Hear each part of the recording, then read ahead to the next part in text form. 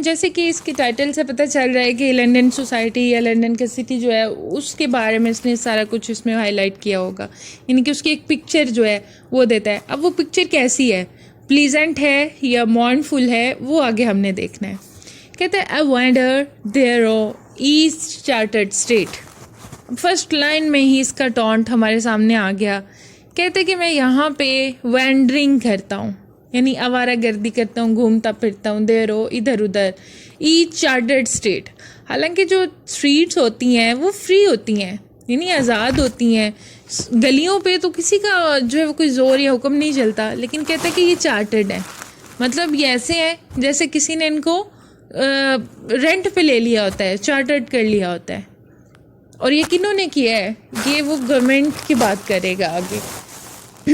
ये पॉलिटिशियंस के अगेंस्ट भी इसने कहा जाता है कि ये लिखी थी।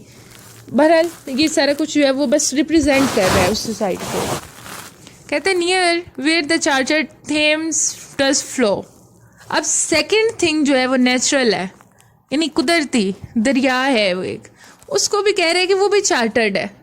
यानी कि वो भी कब्जे में है, वो बह रहा है यहाँ पे इन गलियों के पास। And mark in every face I met, और मैं जिस से मिल रहा हूँ उनके चेहरे पे मार्क्स हैं। और मार्क्स किस चीज़ के हैं, ये मार्क्स आगे बता रहा है कि marks of weakness, marks of वो यानी सैडनेस को कहते हैं। परेशानी, दुख, वो हर चेहरे पे मार्क्ड है, हर चेहरे पे नज़र आ रही है। In every cry of every man, हर शख्स। अब यहाँ पे लोग जो हैं वो बात कर रहे हैं, लेकिन इसको क्राई लग रही है। जैसे आप होली थर्सडे 1 में और 2 में देखते हैं कि 1 में इसने उसको बड़ी खूबसूरत आवाज़ के तौर पे लिया, सेकंड में क्योंकि सॉन्ग्स ऑफ एक्सपीरियंस में ही ये लंदन पोएम आती है, तो वहाँ पे कहते हैं कि इस ट्रम्बलिंग क्राई को सॉन्ग कहा जा सकता है। तो अब यहाँ पे वही बात कि लोग जो बातचीत कर रहे हैं आपस में, तो कह रहे हैं कि इनकी क्राइज हैं, इनका रोना धोना है, इनकी मॉर्निंग है। In every infants cry of fear, और हर बच्चा जो रो रहा है, यानी बड़े जो हैं वो तो बात कर रहे हैं तो ठीक है जी, उनका रोना धोना पता चल रहा है, लेकिन बच्चे जब बात करते हैं या रोते हैं तो उसमें फियर भी इन्वॉल्व होता है, वो खौफजदा होते हैं। इन एवरी वॉइस, हर एक आवाज़ में। इन एवरी बैन कहते हैं बद दुआ को, और हर बद दुआ में the mind forged manacles I hear. अब यहाँ पे दिमाग की बात कर रहा है, ह्यूमन ब्रेन की, कि उसको भी चेंड यानी मैनक्लेस यानी जंजीर में बांधा हुआ है,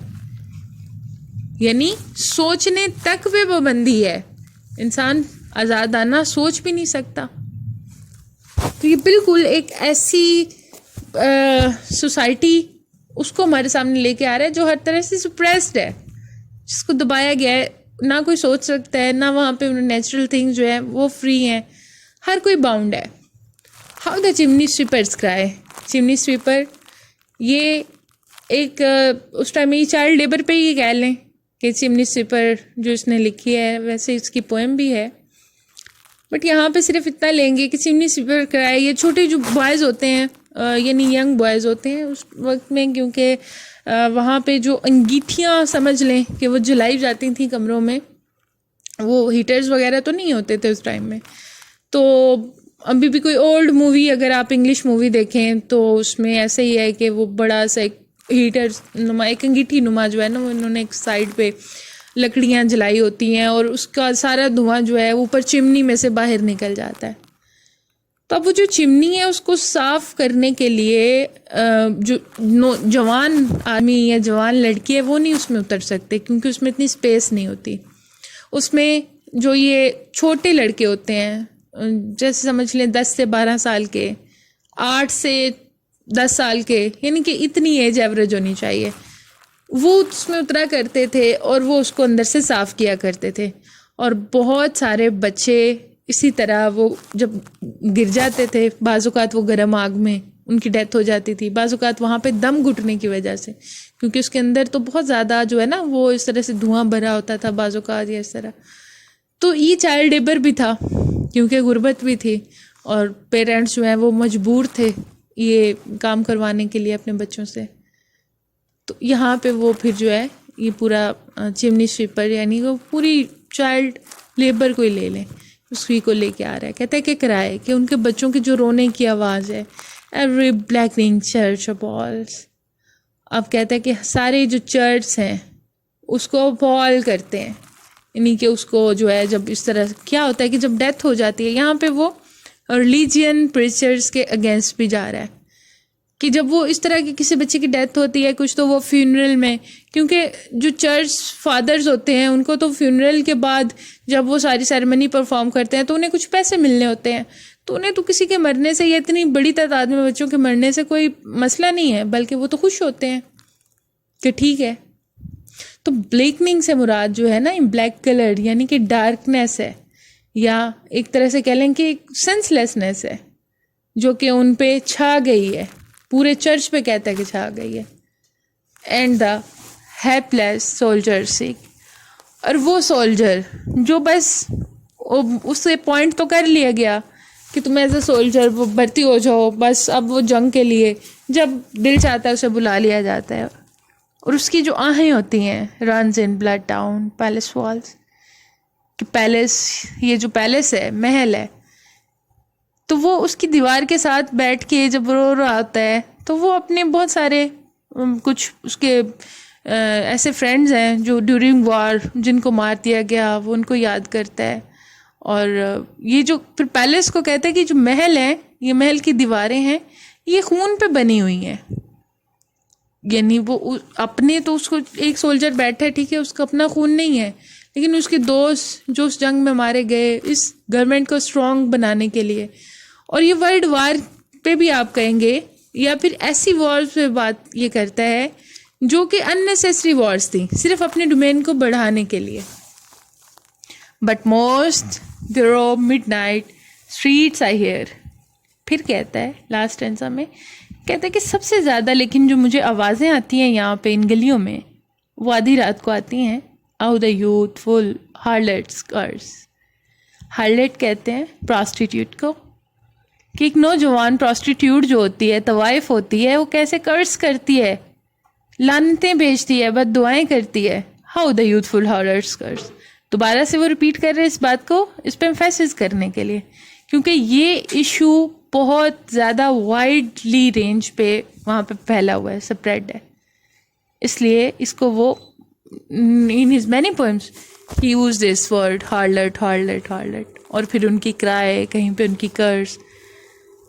फिर कहते हैं कि blast the new born infant's tear, क्योंकि अब वो जो प्रॉस्टिट्यूट्स होती हैं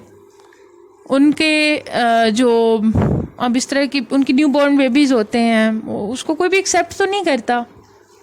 तो अब वो अपने बच्चों के जो आंसू हैं उनको देख के तो वो कर्सिंग करती हैं, वो पूरी सोसाइटी पे ही या पूरी दुनिया पे ही लानत भेजती हैं कि हम किस दुनिया में आ गई हैं। And blights with plagues the marriage hearse, अब वो पर्सन जो इन प्रॉस्टिट्यूट्स के यहाँ विजिट करता है, ये इसने लाइन सिंपल रखी है लेकिन मीनिंग जो है वो ज़रा डिटेल में है, कि जब कोई भी पर्सन जो हार्लेट के यहाँ जाता है और कोई डिज़ीज़ वो उसे लग जाती है, कोई बीमारी लग जाती है, कोई इन्फेक्शियस डिजीज़ हो जाती है, फिर वापस वो जो जब उसकी अपनी मैरिज होती है या वो अपनी वाइफ के पास जाता है, तो वो उसकी बीमारी फिर ट्रांसफ़र हो जाती है उसकी वाइफ और फिर उसके बच्चों में। तो ये यानी कि कह रहा है कि ये जो वो कर्सिंग है उस हार्लेट की, ये उसकी वजह से होता है कि वो जब बद्दुआ देती है तो वो ज़ाया नहीं जाती। ये भी ब्लैक की जो है ना, वो अपनी ही एक अंदाज़ की एक समझ लें फ़िलासफ़ी है और एडवाइजिंग टोन है, जिसमें वो बड़े तरीके से वो आगे कमिंग सिचुएशन को भी दिखाते हुए कि अगर एक यंग पर्सन भी है तो वो अगर कोई बैड एडिक्ट ऐसा परफॉर्म करेगा तो आने वाले टाइम में उसकी अपनी नस्ल जो है वो नहीं बढ़ पाएगी या वो मुख्तलिफ बीमारियों में मुब्तला हो जाएंगे। तो इसलिए बजाय इसके कि किसी की मजबूरी से फ़ायदा उठाएं, वो उसे हमें उस चीज़ को या उस प्रॉब्लम को ही ख़त्म कर देना चाहिए जो कि सोसाइटी में मौजूद है इस वक्त। जो ब्लेक बात कर रहा है वो हार्लेट्स की फॉर्म में, यानी जो प्रॉस्टिट्यूशन का ये सारा एक तबका है उसको हमें ख़त्म करने की कोशिश करनी चाहिए, ताकि गुनाह जो है उससे तो बचा ही जा सके, लेकिन मुख्तलिफ बीमारियाँ जो है उनको भी कंट्रोल किया जा सके।